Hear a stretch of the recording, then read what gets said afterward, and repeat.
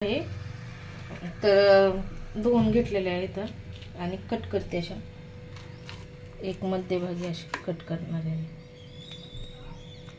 या सगळ्या मिरच्या आता अशा कट करून घेते। त्या कट करून घेतलेल्या आहेत। कढईमध्ये आता तेल टाकून घेते।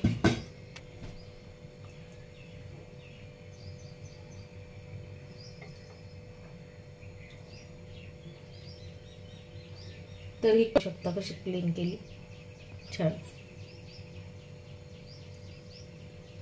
लसूण टाकून घेते।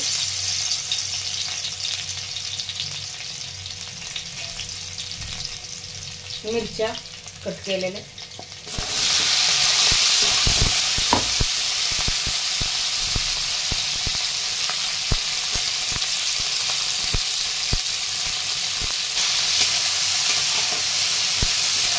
छान परतून घ्यायचं।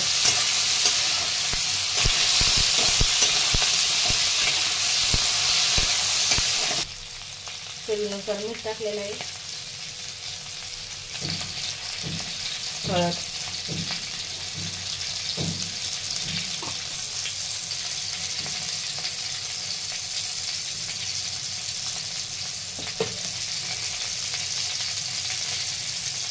धने आणि जिरा पावडर,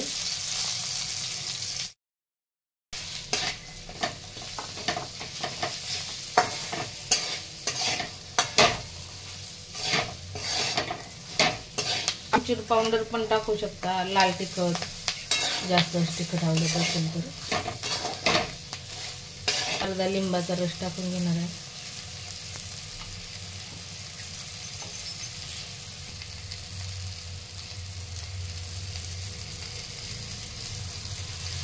रस टाकून घेणार आहे।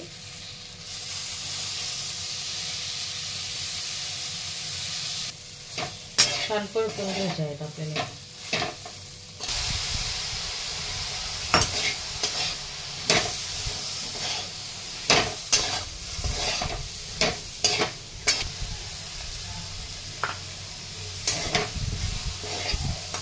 छान आता परतलेले आहेत।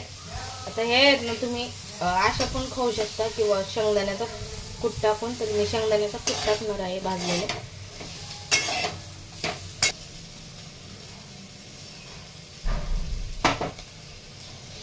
शेंगदाण्याचा कूट टाकलेला आहे।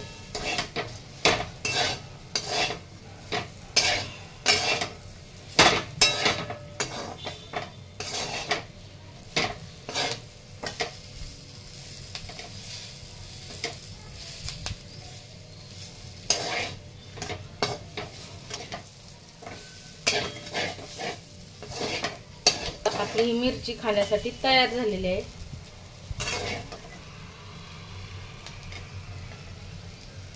चपाती सोबत डाळ भात केला तर खाण्यासाठी चपाती सोबत खायला पण छान लागते। बंद करून घेते।